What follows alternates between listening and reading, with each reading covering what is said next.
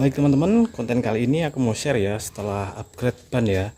Jadi Sienta tipe V ini dia ukuran aslinya dia 16 inch 195/50. Kalau yang tipe Q 195/55. Katanya sih gitu. Kalau ini lihat di panelnya sih 195/50.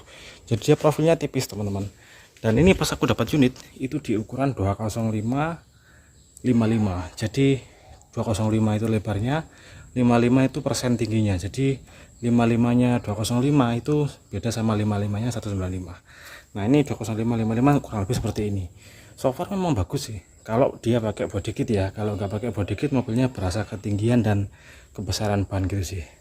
Kalau untuk ininya sih aman, tapi kalau di gajlukan yang cukup tinggi, di kecepatan tinggi biasanya nggak seruk ya, terutama di bagian fender depan.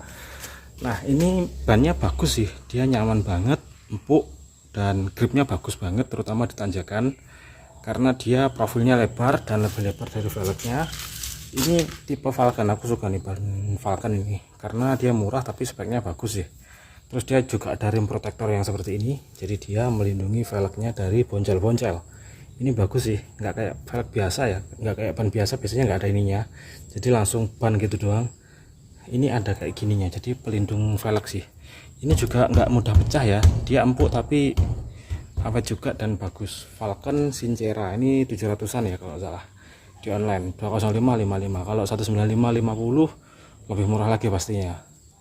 Ini bagus sih, ini rekomen kalau menurut saya, nggak begitu noise juga dan gripnya bagus. Cuman ada minus teman-teman, jadi kenapa aku pakai ban yang kecil sekarang ini. Sebenarnya aku mau nyari yang tipe ini ya, 195/50, tapi nggak ada pasan, jadi adanya 185/55. Nah ini kayak gini profilnya, jadi kekecilan dikit. Nah jadi tapaknya lebih kecil.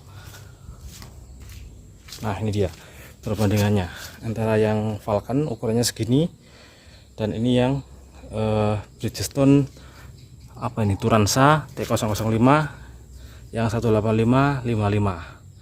Jadi 185/55 itu agak kekecilan dibanding yang 195/50 ya kalau nggak salah, kurang lebih.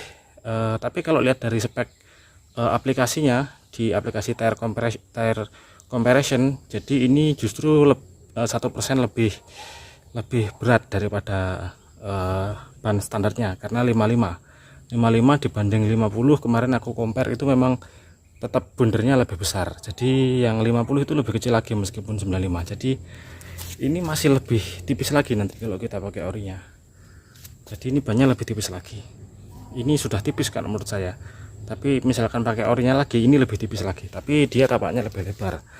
Dia tapaknya lebih tebal lagi karena dia 195. Kalau ini tapaknya 185.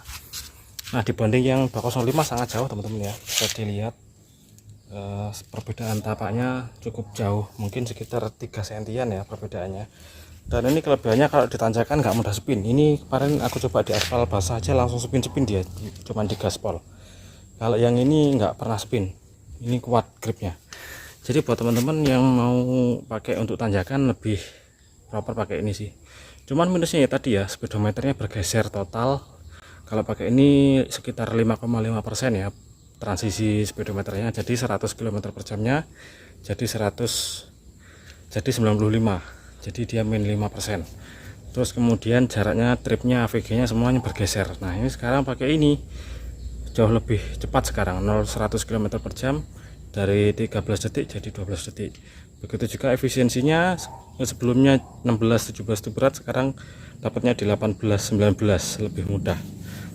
Terus kemudian akselerasinya juga jauh lebih enteng ya, terutama di nyalip-nyalip motor mobil itu jauh lebih enteng, lebih kenceng. Terus kemudian untuk kecepatan 140 ke atas ini jauh lebih stabil, tapi memang lebih pendek ya, bisa dilihat ini miring dikit aja langsung cuman segini doang, jadi mudah gasruk pastinya. Tapi dia lebih stabil dan setirnya lebih ringan ya, karena tapaknya lebih kecil jadi setirnya jauh lebih enteng sekarang. Cuman di bantingan sekarang jadi jauh lebih keras ya, jadi bantingannya sekarang lebih keras. Terus belakangnya tetap pakai ban gede karena memang ini penggerak depan ya, jadi semua sensornya di depan. Ban belakangnya itu pakai ban besar nggak masalah, biar lebih empuk yang belakang. Tapi so far Sienta ini belakangnya lebih keras, jadi dikasih ban belakangnya lebih empuk, jatuhnya seimbang depan sama belakang.